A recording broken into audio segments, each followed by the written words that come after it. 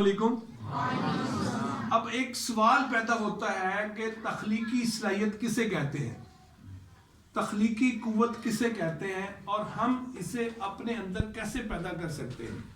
دیکھیے، میں تخلیقی صلاحیت کی ایک مثال آپ کو دوں کہ کوا ہے اور اڑ رہا ہے اور پیاسا ہے، وہ پیاس کے لیے، پانی کے لیے ادھر ادھر بھٹکتا رہتا ہے، اڑتا رہتا ہے، اسے پانی کہیں سے نہیں ملتا۔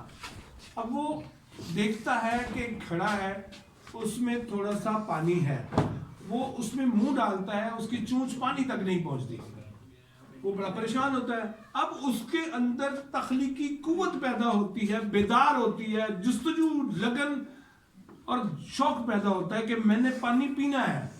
اور اس کے لیے وہ کیا کرتا ہے؟ اس کے لیے وہ یہ کرتا ہے کہ وہ چھوٹے چھوٹے کنکر لے کے آتا ہے اور وہ اس گھڑے میں ڈالتا ہے، وہ ادھر سے ادھر اڑتا ہے اور چھوٹے چھوٹے کنکر لاتا ہے اور وہ گھڑے میں ڈالتا ہے، پانی اوپر آ جاتا ہے اور وہ اپنی پیاس بجھاتا ہے اور سیر ہو کر پانی پیتا ہے۔ تو یہ ہے تخلیقی صلاحیت، یہ ہے تخلیقی قوت۔ تو آپ بھی کچھ ایسا منفرد سوچ سکتے ہیں، ایسا منفرد خیال ذہن میں پیدا کر سکتے ہیں، ایسے طریقے دریافت کر سکتے ہیں کہ اپنی تخلیقی صلاحیت کو بیدار کریں۔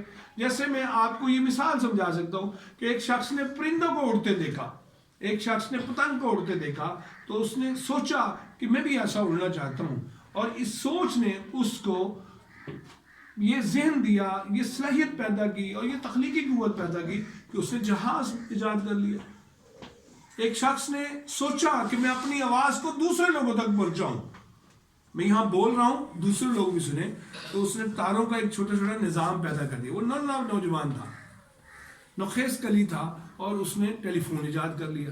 اب ہم یہاں بول رہے ہوتے ہیں اور دوسری جگہ سنے جاتے ہیں۔ اسی طرح آپ بھی کچھ ایسا منفرد سوچیں، الگ سے سوچیں، الگ سے ذہن بنائیں اپنا، اور لوگوں سے ہٹ کے سوچیں۔ جب بھی آپ پرانے فرسودہ خیالات کو ترک کر کے نئی سوچ، نئے ارادے، نئے عزم کے ساتھ آگے بڑھتے ہیں تو آپ کامیاب ہوتے ہیں، اور یہی تخلیقی صلاحیت ہے جو ایک شخص میں پیدا ہوئی تھی کہ اس نے سوچا تھا کہ میں یہاں بول رہا ہوں، مجھے لوگ دوسرے شہر میں دیکھیں، ایک ہے میری آواز سنیں، ایک ہے میری آواز بھی سنیں، مجھے دیکھیں۔ اور اس سوچ نے آپ کو ٹیلی ویژن کی ایجاد سے متعارف کروایا، دنیا میں ٹیلی ویژن آیا، آج بھی ہم اس ٹیلی ویژن سے مستفید ہوتے ہیں۔ تو ایسی کوئی سوچ اپنے اندر پیدا کریں۔